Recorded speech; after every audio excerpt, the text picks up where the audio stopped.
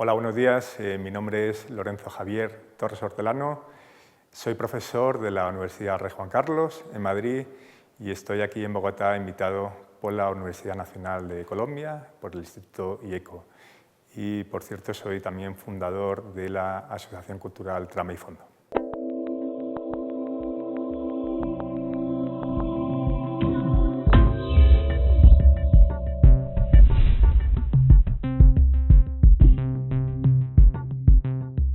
Y era que yo tenía a mi abuelo materno, que se llamaba Lorenzo como yo, era pintor en un pueblo, en mi pueblo de nacimiento, que es Altea, es un pueblo del Mediterráneo.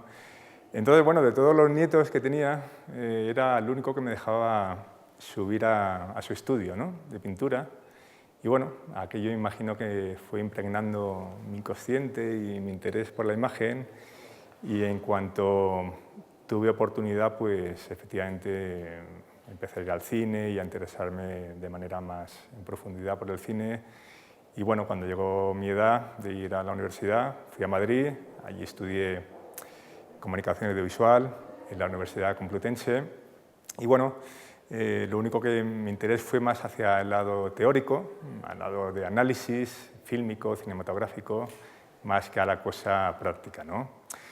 Pese a eso, en cuanto acabé la carrera, estuve trabajando como 7 años en varias televisiones en España, entre ellas Canal Plus.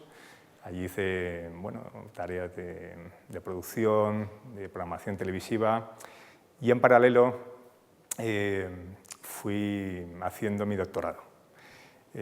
Tanto en la carrera como en el doctorado conocí a un gran maestro del análisis fílmico que se llama Jesús González Requena, y junto con otros compañeros, pues, y con él como, digamos, como epígono, fundamos la Asociación Cultural Trama y Fondo, que es una de las más importantes en España ahora mismo, que tenga que ver con análisis textual de todo tipo de textos, artísticos, televisivos, publicitarios, etc.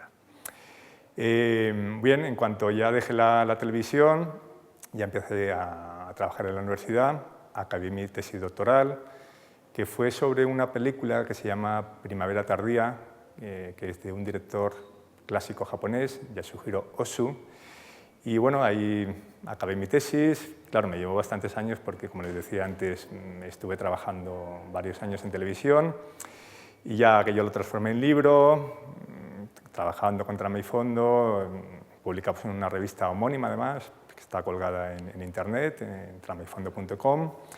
Y bueno, a partir de eso, uno de los compañeros que desde hace años llevo trabajando con él en Trama y Fondo es Julio César Goyes, que es profesor del IECO aquí en la Universidad Nacional de Colombia, y a partir de él, bueno, pues por eso estoy aquí. A partir de estos dos libros de los que yo fui editor realmente, son los libros estos sobre la representación de la ciudad en el cine, que edité sobre Barcelona y sobre Madrid. Pese a que son libros colectivos, es decir, es un trabajo colaborativo, bueno, a partir de esa investigación, que fue muy interesante, muy ardua, porque fueron varios años recopilando películas, viendo, dividiendo bien, o sea, que toda la ciudad estuviese bien representada, tanto de Madrid como de Barcelona, eligiendo películas por décadas, por directores, para que hubiese un equilibrio. Bueno, a partir de eso han empezado a surgir temas interesantes, ¿no? En ese sentido, hay una académica norteamericana que se llama Susan Sontag, que marca un tema muy interesante, ¿no?, que es que, como saben, la ciudad, el cine, quiero decir, empieza realmente a despuntar, bueno, se inventa prácticamente al mismo tiempo que se empiezan a inventar, entre comillas, las ciudades como las conocemos hoy, ¿no?, como urbes, con calles muy potentes, con una estructura muy determinada, etc.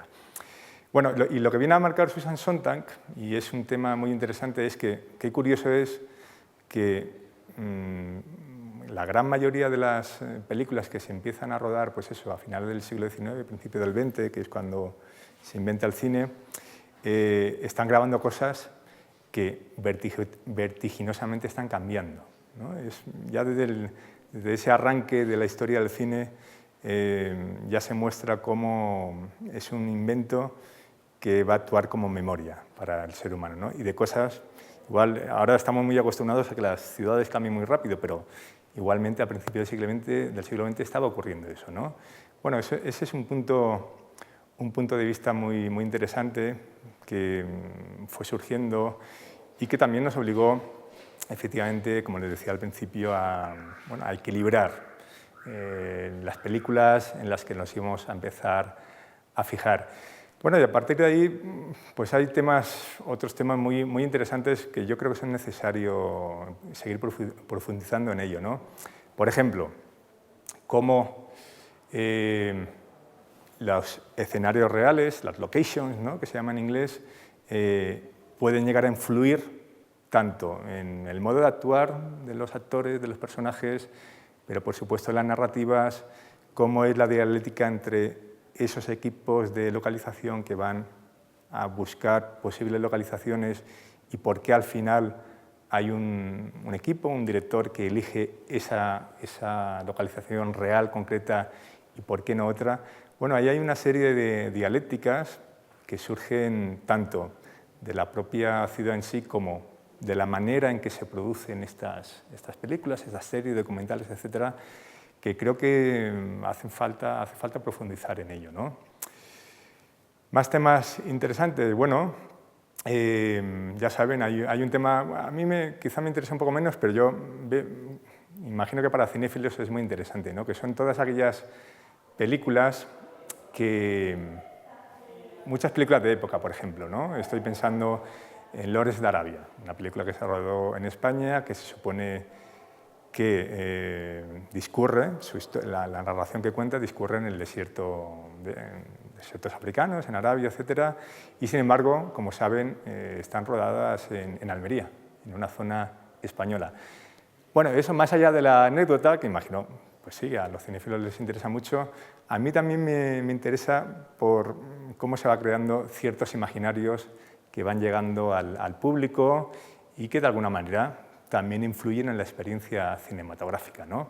Bueno, como les decía, ese caso a mí me interesa menos y sí me interesa mucho más los casos en los que efectivamente se sabe muy bien en cualquier película que ese escenario existe, pero que además tiene que ver con lo que está sucediendo en la película, ¿no? Una de las secuencias que yo analicé en uno de los libros, por ejemplo en el de Madrid, era la película de Almodóvar, La flor de mi secreto. Imagino que recordarán que hay un momento que la protagonista está como en su estudio, entonces Almodóvar empieza a rodar la secuencia, es un plano secuencia, y es un estudio que está en la Plaza del Callao, que es una de las plazas más importantes, más populares que hay en Madrid. Bueno, saca la cámara y la cámara empieza a salir con un plano secuencia, va bajando hacia la calle donde están los autobuses, porque ella se supone que está como en un décimo piso, y vamos viendo ese cartel grandísimo que hay en la FNAC, esta tienda de libros, de DVDs, etc. Y el cartel que hay en concreto es el anuncio del libro que está vendiendo la protagonista, que se llama, como la película, La flor de mi secreto, ¿no? Bien, más allá de la descripción de la secuencia, lo que quiero que piensen lo interesante que es cómo ella está mostrando en público la flor de su secreto, ¿no? Por eso se llama su libro así también, pero cómo previamente, justo a ese momento, ella estaba a punto de suicidarse. Bueno, ahí hay como una sublimación y de manera muy interesante, pues Almodóvar utiliza lo que significa esa Plaza del Callao, que es como la gran plaza pública, junto seguramente con Sol, utiliza el simbolismo de esa plaza para estar también diciéndonos cosas de los personajes, de lo que está sucediendo con ellos. Bien, me gustaría explicarles brevemente el tipo el método que utilizamos en Trama y Fondo para analizar, como les decía antes, no solo películas, sino todo tipo de textos audiovisuales. Pero es un método que también se puede utilizar para analizar novelas, poemas, cualquier texto, ¿no? Bien, básicamente la idea es que nosotros pensamos que los textos, y especialmente entre ellos los textos artísticos, son como una especie de ladrillos que de alguna manera ayudan a conformar nuestra sociedad.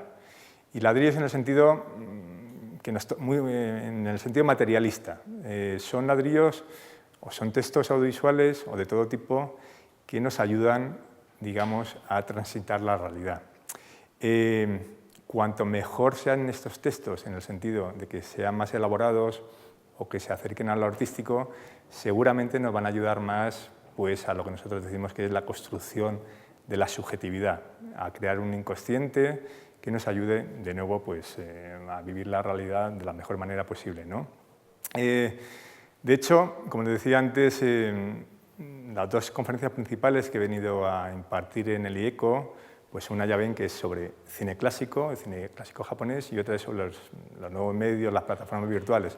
Bueno, es un ejemplo perfecto para que vean que es una teoría, la teoría del relato de González Requena, el análisis textual, que sirve para analizar cualquier tipo de textos. Y en ese sentido, bueno, llevamos pues, más de 20 años en este proyecto, la revista ya tiene 10, y ahí van a poder encontrar todo tipo de análisis que tiene que ver con cine, con publicidad, con pintura, con novela, en el sentido que van a poder ver la riqueza y la potencia de esta teoría del texto.